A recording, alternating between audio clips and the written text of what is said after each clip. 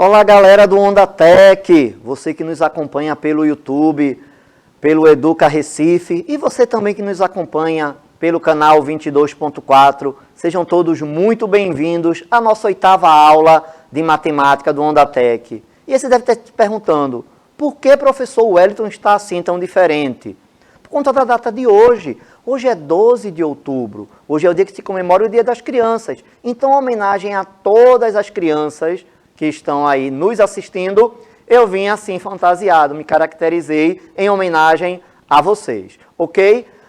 Como a gente não pode estar hoje com a interação com o chat devido ao feriado, infelizmente essa aula está sendo gravada, mas eu quero ver nos comentários, eu quero ver o que é que vocês acharam dessa caracterização aí nos comentários, para nas próximas aulas, caso esteja aí próximo ou conhecida com alguma data comemorativa, a gente continua dessa forma ou não, beleza? Olá, Severino Arruda. Olá, professor Wellington. Parabéns a todas as crianças pelo seu dia, né? Aproveitem, convidem os colegas, de repente esqueceu, né? Hoje é feriado para eles, mas tem aula aqui no Ondotec. Então avisa aí no WhatsApp para que eles também possam assistir, né? E curtir, compartilhar também esse vídeo, tá bom? Boa aula, professor. Muitíssimo obrigado. E hoje estamos iniciando com a nossa intérprete de Libras, Helena. Helena, seja muito bem-vinda. E bora iniciar a brincadeira, né? Hoje nós iniciamos literalmente pelo início. Descritor 1. O que é que diz o descritor 1?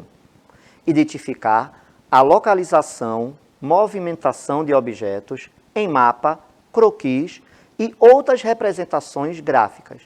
E aí você pode estar aí, meu Deus, mapas e croquis. Mapas eu lembro da minha aula de geografia, né? Sempre aparece ali um mapa para eu poder localizar ali, sabendo que são os países ou os estados. Mas e croquis? O que danado é croquis? Croquis, pessoal, é uma representação simples, tá? No caso de croquis, eu não vou me preocupar com detalhes, nem com a escala do desenho. Já em mapa, não. Em mapa, eu sou obrigado a me preocupar com a questão da escala desse mapa. Até é um elemento obrigatório em todo mapa, vir ali no rodapé qual é a escala dele, tá certo? Então, as questões desse descritor envolve, em sua maioria, você visualizar algo no mapa ou localizar algum objeto ou algum local no mapa, beleza? Então, bora para a nossa questão. A nossa questão diz o seguinte, o croquis abaixo mostra um mapa que fornece as informações para se chegar à chácara. Então, tá aí o croquis, certo? A chácara está aqui, ó. Olha ela aí, ó, circuladazinha aí de vermelho. E a pergunta é o seguinte, Luciana, para chegar à chácara, após fazer o retorno, deve. Então, vê só, Luciana já está aqui, ó, nessa setinha azul. Já está no retorno. E ela quer se deslocar até a chácara. Gente, o que é interessante se prestar atenção nesse tipo de questão? No sentido da via, tá? Essas setinhas que estão aí no meio da rua, digamos assim, é justamente para você saber qual é o sentido da via, para você não entrar na contramão, que você não pode entrar na contramão, beleza? Então vamos lá, olha só, a partir da onde Luciana está. Ó, a letra A diz virar à direita. Ok, eu viro à direita. Depois ele fala virar à esquerda. Ok, eu viro à esquerda. Mas ela pede para entrar na rua 3. A rua 3 até dá para chegar na chácara, mas só que eu vou pegar a contramão. E a gente não pode pegar a contramão. Então a letra A está fora por conta disso. Letra B. Nós temos virar à direita, perfeito, virar à esquerda, ok, e entrar na rua 4, perfeita. A rua 4 é justamente a rua que tem um sentido que pode nos levar até a chácara. Também poderia vir, no lugar de entrar na rua 4, virar na segunda rua à direita, tá? Também estaria correto, beleza? Então, ó, a alternativa certa, letra B. A letra C e a letra D já começa errada, porque pede para entrar à esquerda. A esquerda já é o sentido contrário ali da via. Então, a gente nem precisa debater sobre ela. Beleza? Bora para a nossa próxima questão. Nossa próxima questão, a gente vai falar sobre o descritor 31. O descritor 31 fala o seguinte: resolver problema que envolva equação do segundo grau. Você diz, caramba, professor, equação do segundo grau. Equação do segundo grau. Então, a gente vai ter ali 1 dos x, né, da expressão, elevado ao quadrado, com o expoente 2. E para eu poder resolver uma equação do segundo grau, eu vou ter que ir para a fórmula de Bhaskara. A gente obrigatoriamente vai precisar da fórmula de Bhaskara para resolver essa questão. Bora ver o que é que a questão fala. Aliás, antes da gente falar sobre a questão, vamos lembrar aí desse detalhe que eu coloquei já para a gente não esquecer. Ó. Equação do segundo grau, na variável real x, é toda a equação na forma ax ao quadrado mais bx mais c igual a zero, onde a, b e c pertencem aos reais. Então, ó, o valor de a, o valor de b e o valor de c pode pertencer ao real. Agora, atenção com o valor de a. A só não pode ser zero. Porque o que vai acontecer? Se a for zero, o elemento x ao quadrado não vai existir. Então, se o elemento x ao quadrado não existe, consequentemente, eu não tenho a equação do segundo grau, eu tenho a equação do primeiro grau, tá certo? Então, nós podemos ter uma equação do segundo grau B0 e podemos ter uma equação do segundo grau C0, mas A de forma nenhuma pode ser zero. Se liga nisso aí, beleza? Vamos finalmente para a nossa questão. A questão fala o seguinte: perguntado sobre sua idade, Júlia respondeu: o quadrado da minha idade menos o seu quíntuplo é igual a 104. E a pergunta é, qual é a idade de Júlia? Júlia jogou. Júlia certamente é uma daquelas alunas que adora matemática. E aí ela quis fazer uma gracinha com seus colegas. No lugar dela dar a idade dela, ela criou uma expressão algébrica para que os colegas descubram a sua idade. Beleza? Então a gente vai precisar primeiramente transformar esta fala de Júlia em uma equação, em uma expressão algébrica. Então bora lá, ver como é que ela fala aí logo no início. O quadrado da minha idade. A gente não sabe a idade de Júlia. Então a gente vai representar a idade de Júlia por x. Se ela está dizendo o quadrado da minha idade, nós vamos ter x elevado ao quadrado. Beleza? Continuando. Menos o seu quíntuplo. Quíntuplo. O que significa quíntuplo? 5 vezes. Quíntuplo de quem? Da minha idade. Então, é o quíntuplo de x. Então, é 5x. É igual a 104. Então, a gente fica com essa expressão aqui, ó, pessoal. X ao quadrado menos 5x igual a 104. Mas da forma como está essa expressão, eu não posso ainda utilizar a fórmula de Bhaskara. Por quê? Para utilizar a fórmula de Bhaskara, como a gente viu no slide anterior, está lá, que a equação de segundo grau tem a estrutura ax ao quadrado mais bx mais c igual a zero. E nessa expressão aí não está igual a zero, está igual a 104. Eu preciso tirar esse 104 daí. Eu preciso colocar esse 104 no primeiro membro. E aí lembre-se, todo valor que muda de lado da igualdade muda de operação. Se o 104 está positivo, ele vai passar para o outro lado negativo. Então, nós ficamos com a equação da seguinte forma: x ao quadrado menos 5x menos 104 igual a zero. Agora sim, eu estou com a equação na sua estrutura correta. Agora, inicialmente, a primeira coisa que é interessante vocês fazerem é encontrar ou tirar da expressão, da equação, o valor de A, o valor de B e o valor de C. Então, bora lá. Nesse caso aqui, ó, A é igual a 1. Professor Wellington, por que A é igual a 1? Gente, A não vai ser o número que está na frente de x ao quadrado? Eu tenho algum número na frente de x ao quadrado nessa expressão? Não. Como eu não tenho, então significa que ele é 1, beleza? Ô professor, não seria 0 não? Não. Se fosse 0, eu não tinha o elemento x ao quadrado, tá certo? Então, não é o caso de ser 0. O B é menos 5. O que é que eu vejo muito aluno errar na hora de pegar o valor de A, B e C de uma equação? Esquece do sinal.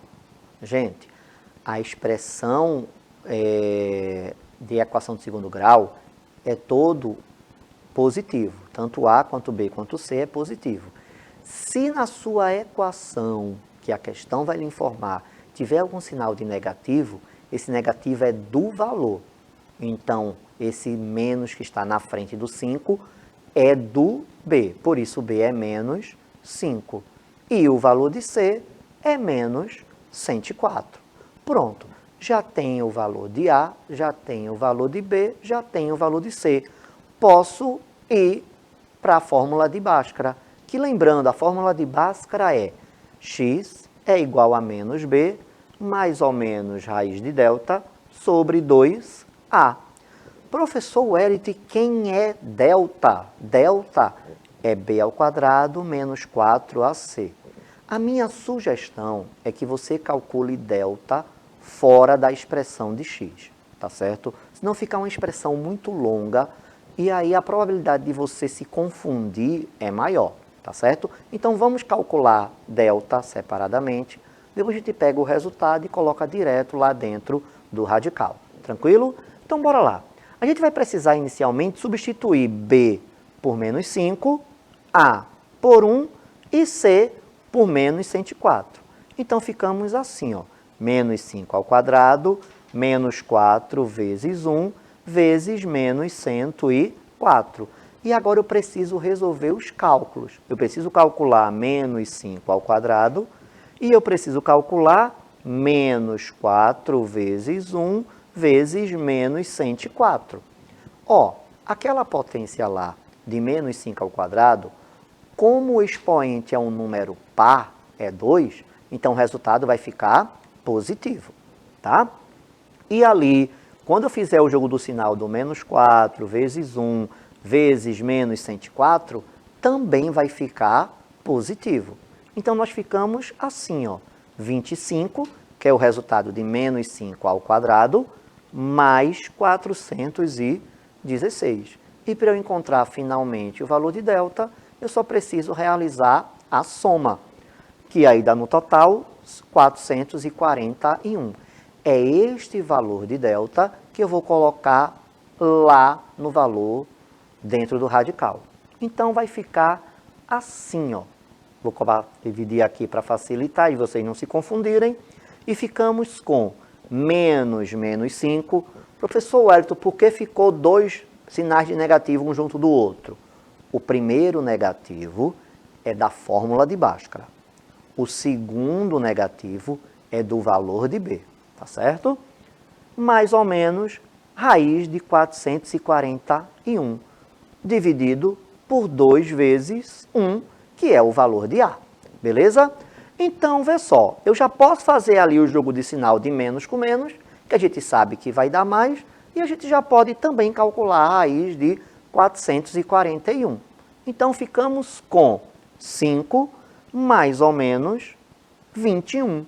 21 é a raiz de 441, dividido por 2, porque qualquer número multiplicado por 1 é o próprio número. Tranquilo? Observem que eu tenho aí, ó, mais ou menos. Por que eu tenho aí mais ou menos? Porque eu tenho dois valores reais. Eu tenho duas raízes, que a gente chama de x1 e a gente chama de x2. Por padrão, mas só padrão, tanto faz, se vocês quiserem modificar isso daí, o x1 a gente sempre coloca com o sinal de mais. E o x2 a gente coloca com o sinal de menos. Tranquilo? E aí nós ficamos no x1 com 5 mais 21, que vai dar 26, dividido por 2. 26 dividido por 2 é igual a 13. E o x2, nós ficamos com 5 menos 21. Como os sinais são diferentes, eu vou precisar subtrair e dar o sinal do maior. Então, vai ficar menos 16 dividido por 2. Menos 16 dividido por 2 vai dar menos 8. Pessoal, vocês já viram alguém com idade negativa? Não, né? Não existe. A idade da pessoa, obrigatoriamente, ela é positiva. Então, não tem como Júlia ter menos 8 anos. Então, obrigatoriamente, a idade de Júlia é 13 anos, que está na nossa letra B. Beleza? Severino Arruda, você tem algum recadinho para os nossos alunos que nos acompanham? Tenho sim. Esse mês nós estamos, todo ano, né, outubro é comemorado, chamado Outubro Rosa, que é um momento de alerta à população para a importância da prevenção do câncer de mama e de colo de útero. Porque se o diagnóstico for feito logo no início do câncer, a chance de cura é muito alta, quase 100%, né? Mas se não é feito antes, há problema. Então é importante que você divulgue com sua mãe, com suas tias, para que elas façam esse exame esse mês, né? E outros meses também, não é só esse mês, é só um momento de divulgação, é um momento de campanha. É isso, professor? Isso mesmo, Severino Arruda. Gente, é muito importante que a mulher, ela a partir dos 40 anos, ela realize esse exame, tá? Para verificar nódulos no seio. E aí ela precisa fazer anualmente a mamografia, tá? Então, a sua tia, a sua mãe, a sua avó, a mulher que está aí próximo a você, que já passou dos 40 anos, pergunta a ela se ela não fez esse exame já, se ela não está indo com frequência ao médico. Isso é um ato de amor, tá? Você lembrar ela desse exame é um ato de amor que você tem com essa pessoa e é muito importante que ela cuide da saúde dela para ela também cuidar da sua saúde, ok? Bora para a próxima questão. A próxima questão é descritor 7. E aí no nosso descritor 7 nós temos o seguinte: reconhecer que as imagens de uma figura construída por uma transformação homotética são semelhantes, identificando propriedades e ou medidas que se modificam ou não se alteram. Então, vê só, pessoal, toda figura, através de transformação homotética, ela é semelhante, tá? Então, se ela é semelhante, tudo que acontece com figuras semelhantes, mesmo sendo por esse processo de homotetia, vai permanecer, tá certo? Então, nós vamos ter os ângulos, que os ângulos, eles permanecem as mesmas medidas, a forma permanece a mesma medida, porém, a medida dos lados, a medida do perímetro e a medida da área, elas se alteram, como nós já vimos em questões em aulas anteriores. Até na nossa última aula fizemos uma questão sobre semelhança, não é? E foi sobre a questão da área. Ah, não lembra não? Volta lá no YouTube, tá? Educa Recife, revê lá a aula e lembra dessa questão, beleza? Bora resolver a questão dessa semana. A questão da semana fala o seguinte: a figura ABC foi reduzida a partir de A', B', C', D', utilizando o método da homotetia. A razão de semelhança é... ele quer a razão de semelhança. Ele quer saber quanto uma é maior do que a outra, ou quanto uma é menor do que a outra. Como é que a gente vai fazer para encontrar esse valor? A gente vai precisar fazer uma divisão, né? Até porque razão, a gente escreve razão na forma de fração. E aquele traço ali da fração indica justamente uma divisão do numerador pelo denominador, no caso de uma fração, né? Então, pessoal, a gente vai pegar aí qualquer um dos lados correspondentes. Eu peguei aqui inicialmente, ó, o lado 4,5 e o lado 3. Quando eu divido 4,5 por 3, o resultado dá igual a 1,5, tá? Professor, eu olhando aqui, eu não pensei neste lado não. Eu peguei aqui o 6 e o 4. Se você pegou os lados 6 e 4, que são lados correspondentes, então não tem problema, mas o resultado dá o mesmo, dá 1,5. Deve ter outro que vai dizer, professor, eu peguei o lado 3 e 2. Se você pegou o lado 3 e 2, que também são lados correspondentes, também vai dar 1,5. Então, gente, qual é o cuidado que você tem que ter? Pegar os lados correspondentes, tá? É só o único cuidado. Você não pode pegar dois lados que não tem nada a ver um com o outro, tá?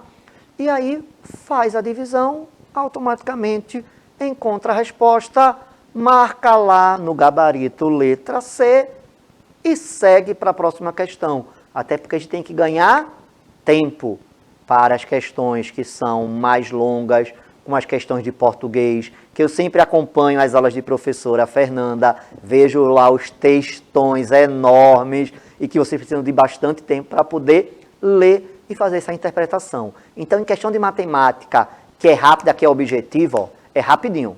Resolveu, pula, vai para a próxima. Tranquilo? Bora para o próximo, descritor 3. Descritor 3 fala o seguinte: identificar propriedades de triângulos pela comparação de medidas de seus lados e ângulos. Bom, a gente já falou sobre isso aqui, mas bora relembrar. A gente pode classificar triângulos de duas formas diferentes. A gente pode classificar triângulo de acordo com a medida dos lados. Então, nós vamos ter triângulo escaleno, triângulo isósceles e triângulo equilátero. Triângulo escaleno tem os 3 lados de medidas diferentes, consequentemente, 3 ângulos de medidas diferentes, porque lembrem que no triângulo o lado é proporcional ao ângulo.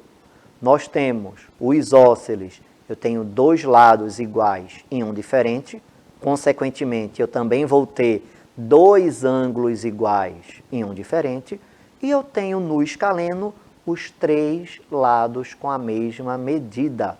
Então, eu também vou ter os 3 ângulos com a mesma medida. Até alguns autores chamam o triângulo equilátero de equiângulo, ou seja, igual ângulo, tá? Lembrando mais um detalhezinho aí, que é importante. O triângulo equilátero é justamente o triângulo regular. É aquele triângulo que tem todas as medidas iguais, beleza? E quanto à medida dos ângulos? Quanto à medida dos ângulos, nós vamos ter o triângulo acutângulo, que é quando eu tenho todos os ângulos medindo menos de 90 graus. Nós temos o triângulo retângulo, que é quando eu tenho um ângulo medindo 90 graus, um ângulo reto. E nós temos o triângulo obtusângulo, que é quando eu vou ter um ângulo com a medida maior que 90 graus. Beleza?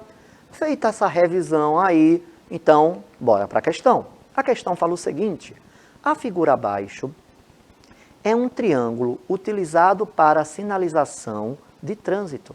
Esse triângulo é denominado um triângulo equilátero. Com relação aos ângulos e lados, podemos afirmar: aos ângulos e lados de quem, professor Wellington? Do triângulo retângulo, tá certo? Então, a gente vai procurar aí a alternativa que tem características equivalentes, que sejam, no caso, de triângulo equilátero. Beleza? Então, bora lá. Letra A, o que é que diz? Todos os ângulos e todos os lados são diferentes. Opa, acabei de explicar. Isso não é um triângulo equilátero, isso é um triângulo escaleno. Então, não é letra A. Letra B. Todos os ângulos são congruentes. Até aí, tudo bem. E os lados são diferentes entre si. Impossível de ter um triângulo desse, tá? Como eu comentei com vocês que os lados, eles são proporcionais aos ângulos, se os ângulos são congruentes, consequentemente, os lados têm que ser congruentes. Então, essa letra B aí foi invenção só para encher linguiça e complicar a cabeça de alguns. Tá fora. Letra C. Todos os ângulos e lados são congruentes. Ah, aí sim. Aí é só correr para o abraço que a questão já está resolvida já, tá? E a última, ele falou em 2 ângulos são congruentes. até aí é uma característica do isósceles, e todos os lados são diferentes. Aí não tem nenhum triângulo que entre desta forma. Beleza?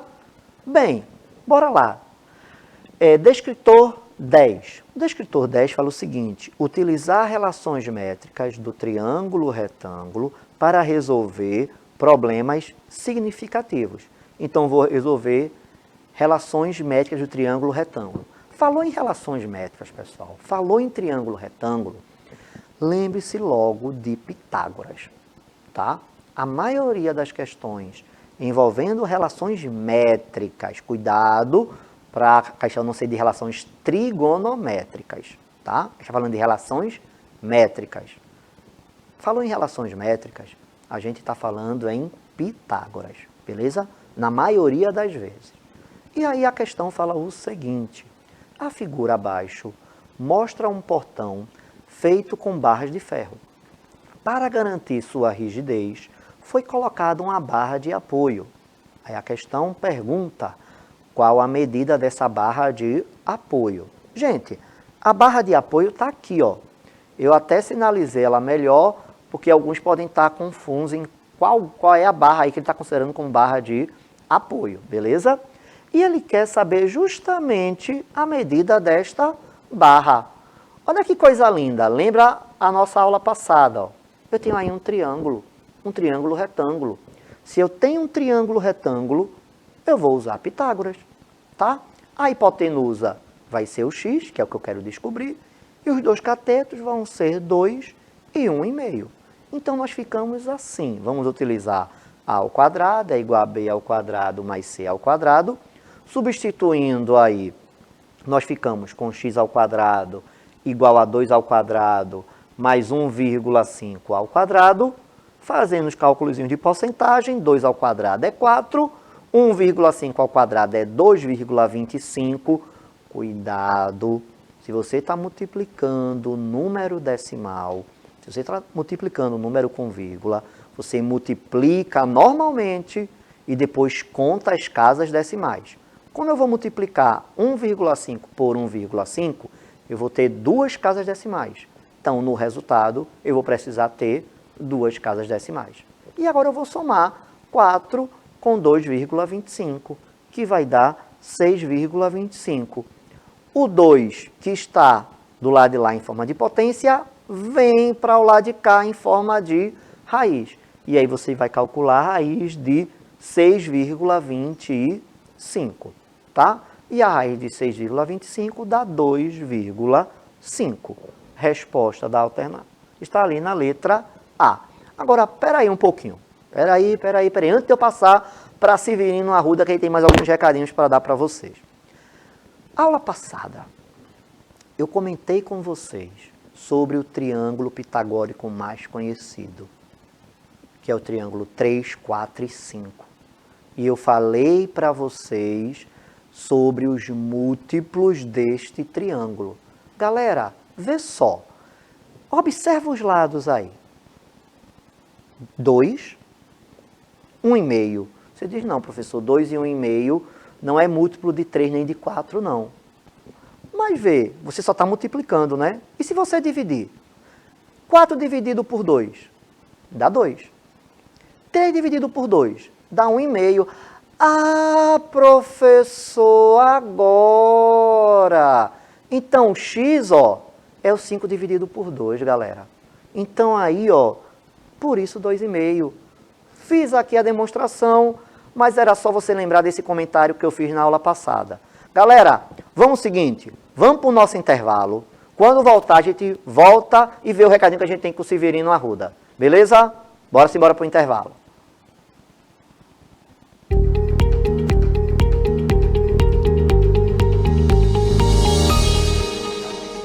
Já foi 5, né? Só tem...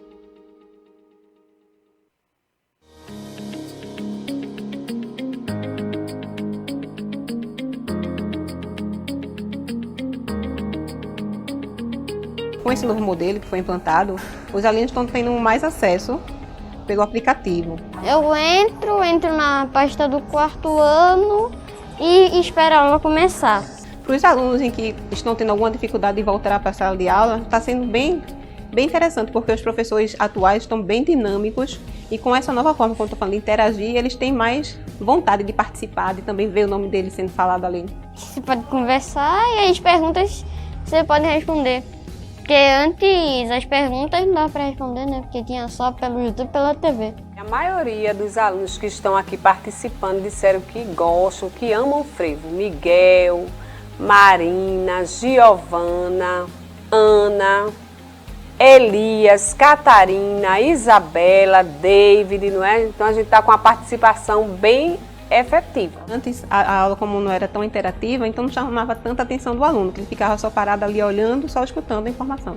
Mas agora com essa interatividade, eu acredito que vai aumentar o número de alunos que possam acessar e junto com esse aplicativo que não precisa usar a internet. Se tivesse aula já estava bom, mas o chat foi meio que uma melhoria. Ele está juntando todos os outros aplicativos, as outras plataformas que a prefeitura tinha. Então é só entrar nele que a gente consegue acessar o restante. É bem legal e o chat é bem participativo.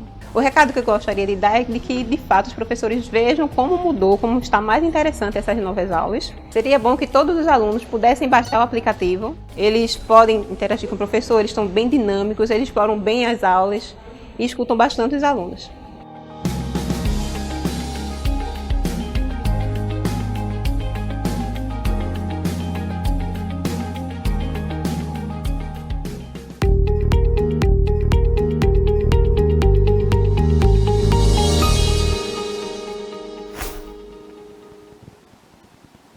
Olá galera, estamos de volta, sejam todos muito bem-vindos, não é? Você que nos acompanha pelo YouTube, pelo canal Educa Recife, você também que nos acompanha pela TV, canal 22.4. Antes do intervalo, eu fiquei de passar para Severina Arruda para dar um recadinho aí para vocês. Então, Severina Arruda, qual o recadinho que você tem aí para os nossos alunos? Lembrando que na próxima segunda e terça-feira será ao vivo, não é? Já será ao vivo e vocês vão poder fazer interações, tirar suas dúvidas online e a gente vai aqui para contribuir. E outra aviso é a questão das questões. Então responda até a próxima quinta-feira as questões da plataforma Unirec, tanto de português quanto de matemática. É muito importante para que o professor no próximo sábado realmente possa ver quais são as dificuldades que vocês estão tendo e possa fazer uma aula melhor para vocês. Muito bom, professor. Ok, Severina Arruda. Bem, agora nessa parte final da nossa aula, nós ficamos acompanhados agora pelo nosso intérprete Bruno. Seja muito bem-vindo, Bruno. E galera, vamos para a nossa próxima questão. Descritor 34. O que é que o descritor 34 diz? Fala o seguinte: identificar um sistema de equação do primeiro grau que expressa um problema. Então, a gente vai ter um sistema. Nesse descritor, ele não quer que você resolva o sistema, tá? Que para resolver o sistema, a gente vai ter que escolher um dos métodos, né? Pode ser o método aditivo, multiplicativo, substituição ou comparação. Esse descritor 34 ainda não é isso que ele quer. Ele quer apenas que você identifique um sistema de equação que expresse um problema. É só aquela primeira parte, de você ler a situação problema e conseguir construir ou encontrar um sistema de equação que esteja de acordo com o enredo daquela situação problema, beleza? E aí, hoje a questão fala o seguinte: numa festa tinha 60 pessoas, dos quais eram homens e mulheres. A quantidade de mulheres era o dobro de homens, onde a quantidade de mulheres é representada por X e de homens por Y. O sistema de equação que melhor traduz o problema é... Bora lá. Eu tenho duas situações aí que a gente precisa analisar. A primeira está aqui, ó, 60 pessoas. E como é que são essas 60 pessoas? Ele falou aqui, ó, eram homens e mulheres. Gente, se eu estou representando dois grupos diferentes, homens e mulheres, tá certo? Meninos e meninas, garotas e garotos, tanto faz. Sejam dois grupos, eu preciso utilizar letras diferentes. Eu não posso utilizar uma mesma letra para representar grupos diferentes, beleza? Então, eu vou precisar utilizar uma letra para representar homens e uma letra para representar mulheres. Então, em algum lugar aí, vai ter que ter uma equação que seja x mais y igual a 60. Bora analisar as alternativas. Na letra A, eu tenho x mais y igual a 60. Então, é uma possibilidade de resposta. Na letra B, também eu tenho x mais y igual a 60. Então, continua sendo uma alternativa de resposta. Na letra C, eu tenho x menos y igual a 60. Opa, não é x menos y igual a 60, é mais. Então, por conta disso, a letra C já está fora das possibilidades de resposta. Beleza? Bora analisar a letra D. Letra D, 2x mais y igual a 60. Não falou até agora em nada nessa primeira parte do problema, que nessas 60 tem um dobro da outra. Fala até em dobro, mas é um pouquinho mais embaixo, que a gente vai analisar daqui a pouco. A gente está analisando uma das partes do problema, tá? Então, por conta disso, a letra D também está fora. Ficamos com a letra A e a letra B. E como é que nós vamos chegar à alternativa correta? Como vamos decidir qual das duas é a resposta desejada pela banca? Por aqui, ó, gente. A questão disse que as mulheres é igual ao dobro de homens, tá? E ele falou mais um detalhezinho ali, ó. Ele falou que mulher é representada por X e que homem é representada por Y. Lembre-se que o dobro significa vezes 2, tá? Então, mulheres, eu vou colocar X e, no caso de homens, eu vou colocar Y. Então, eu fico com 2 vezes Y ou simplesmente 2Y. Lembre-se sempre que quando eu tiver um número e uma letra e não tiver nenhuma operação entre eles, a operação que está acontecendo ali é uma multiplicação. Agora, eu consigo ver entre a letra A e a letra B quem é a alternativa correta, que no caso aqui vai ser a nossa letra A. O que foi que a letra B fez? A letra B quis confundir você justamente nessa parte de quem é o dobro de quem, né? Ele trocou, ele colocou como que as mulheres fossem X e os homens fossem Y. Aliás, ao contrário, né? Que as mulheres fossem Y, desculpa, e os homens fossem X. Beleza? Tranquilo nessa questão? Qualquer dúvida que tiver, pessoal, vai aí embaixo nos comentários, deixa aí a dúvida, tá?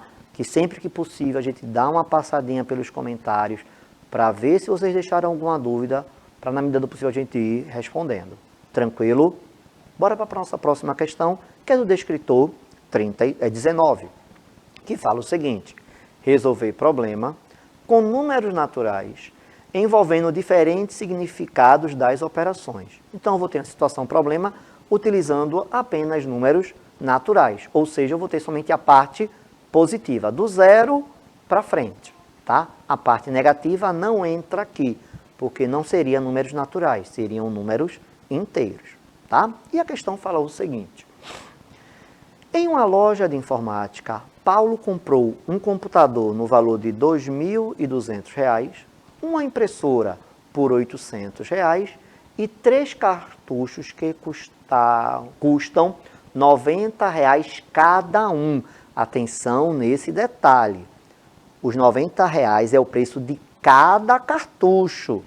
Ele comprou 3 cartuchos, tá? Os objetos foram pagos em 5 parcelas iguais.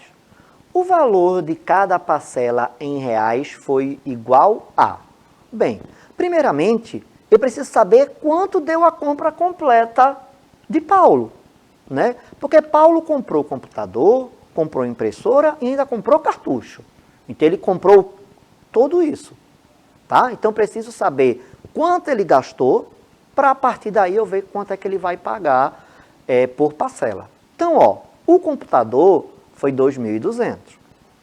A impressora foi 800. Cada cartucho foi 90 reais.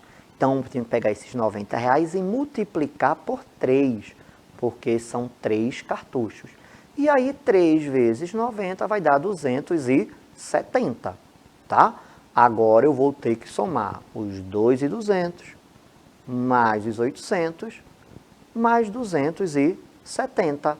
E aí, quanto é que vai dar mesmo? Quanto? 2.200 mais 800, vamos ter 3.000, né? 3.000 mais 270, nós vamos ter aí como resultado 3.270. Aê, encontrei a resposta. Olha para as alternativas e ó a decepção. Cadê a resposta? Errei? Não, errou não. Falta você terminar de resolver. É o que eu já comentei já aqui em aulas anteriores. Sempre que você encontrar um resultado, volte à pergunta para ver se o que você encontrou já é a resposta da questão. E ó, voltando para a pergunta, eu tenho ali, ó, os objetos foram pagos em 5 parcelas iguais. O valor de cada parcela em reais foi igual a. Então, ele não quer saber o total, ele quer saber o valor de cada parcela. Agora que eu já tenho o total da compra de Paulo, eu vou pegar esse total e vou dividir por 5. Quando eu pego esse valor e divido por 5, eu encontro como resposta R$ 654, que está ali na nossa alternativa D. Ok? Severino Arruda, que tenhas aí para repassar ou para relembrar para os nossos alunos. Lembrando do nosso curso, né, no sábado, a Ondatec, não esqueça, no próximo sábado tem a Ondatec. Então, tem a oportunidade de vocês conhecerem 2 cursos técnicos, para você possa fazer a escolha dos cursos. E também lembrando da RG e CPF, né, e do e-mail institucional que vocês devem estar atualizado, né, deve estar com a senha, ter acesso a esse e-mail. Então, é muito importante que vocês resolvam essa questão do RG, principalmente, né, por conta do prazo, que é para tirar o RG, tá bom? Então, não esqueça. É isso, professor. Ok, Severino Arruda. Galera, é muito importante para que vocês vão para a plataforma Unirec, que vocês respondam em simulados, porque vocês vão estar treinando para quando chegar a prova, vocês saberem como é que responde.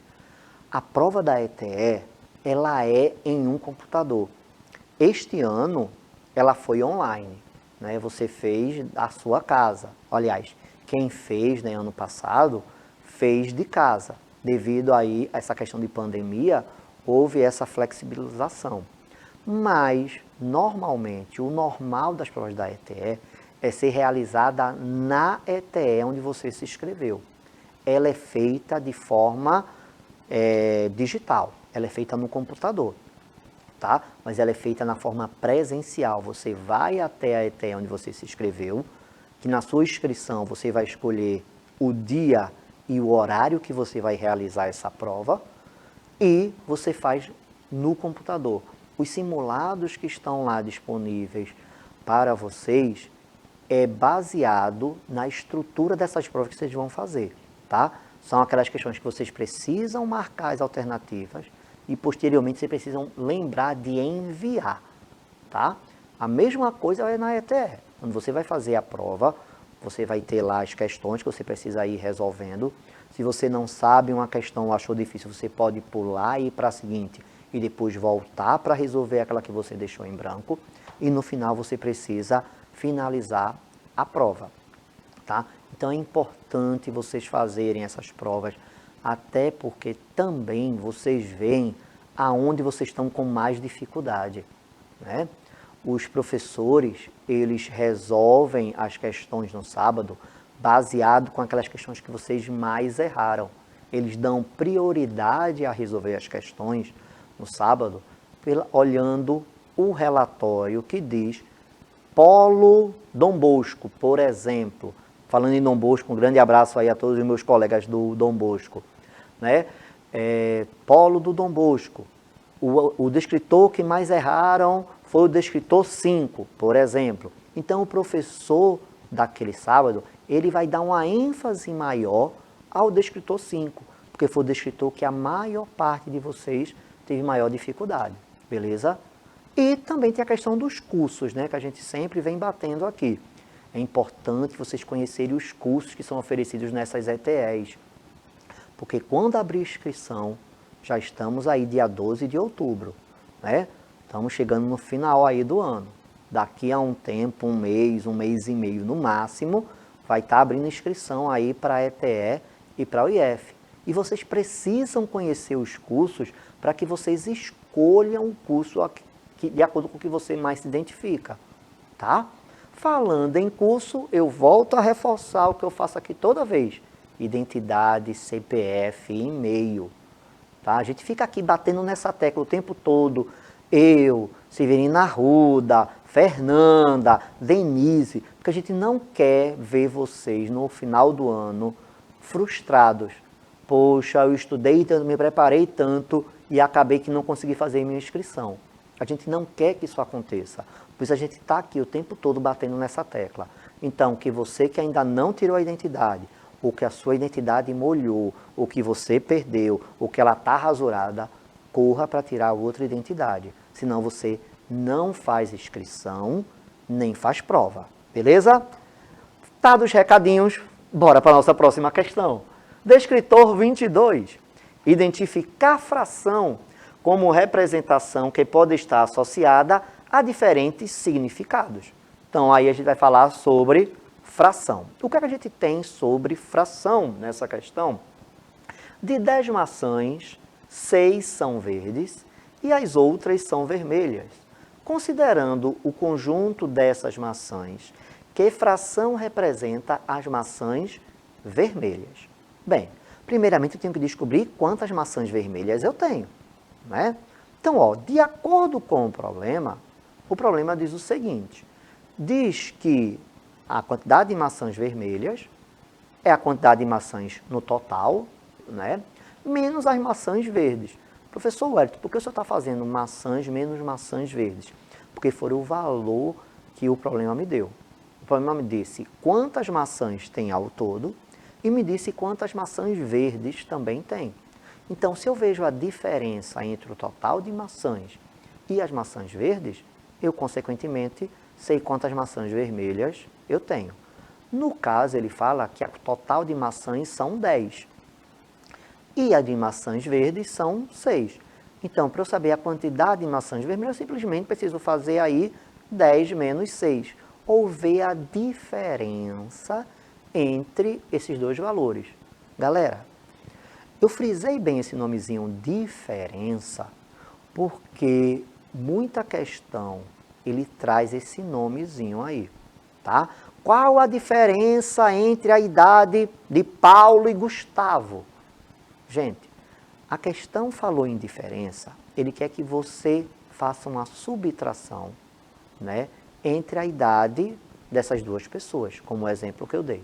Então, qualquer situação, problema que você se deparar e que aparecer o nomezinho diferença, coloque logo o tic-tac para funcionar. Diferença é subtração. Produto é multiplicação. Quociente é divisão. Se liga nisso aí. Eu já vi muita gente errar a questão porque chegou na hora da questão e não lembrou o que era diferença, ou o que era quociente, ou o que era produto, tá? Mas voltando para a questão, eu sei que as maçãs vermelhas são 4. Ele quer que eu monte uma fração, né? Então, ó, maçãs vermelhas para o total de maçãs. As maçãs vermelhas são 4. As maçãs totais são 10. Já montei a fração. 4 décimos. Olha para as alternativas e mais uma vez não encontra. Por que não encontra? Porque não está na forma irredutível, tá? Essa fração aí, 4 décimos, eu consigo simplificar ela. Eu consigo dividir tanto o numerador quanto o denominador pelo mesmo valor. No caso aqui, tanto 4 quanto 10 posso dividir por 2. E aí 4 dividido por 2 vai dar 2, 10 dividido por 2 vai dar 5. Eu não consigo simplificar mais essa fração, porque 2 é um número primo, só divide por 1 e por 2. O 5 também é número primo, só divide por 1 e por 5. Então, não dá para simplificar mais.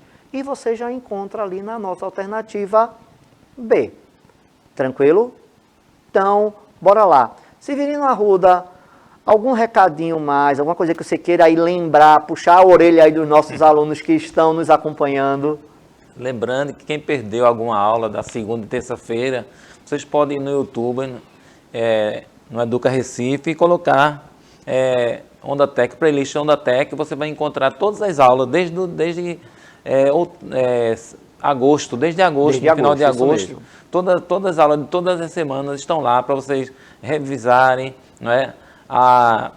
Os dias que vocês, porventura, não tenham assistido ao vivo ou pela TV. Quem assiste pela TV tem a oportunidade também no YouTube ter acesso a essas aulas e revisar e ver quantas vezes vocês quiserem, tá bom? É isso. Dado o recado. Ok, Severino Arruda. Galera, bora para a nossa próxima questão, agora sobre o descritor 32. O descritor 32 fala o seguinte: identificar a expressão algébrica que expressa uma regularidade observada em sequências de números ou figuras, também chamada, pessoal, de padrão, tá? Então, ele quer saber aí qual é o padrão de alguma sequência. Nesse tipo de questão, normalmente, ele traz uma sequência de figurinhas, que essas figurinhas, elas sempre vão aumentando da mesma forma, ou vão aumentando na mesma proporção. Então, você precisa observar quanto é que ela aumenta, e aí você tirar este padrão, né?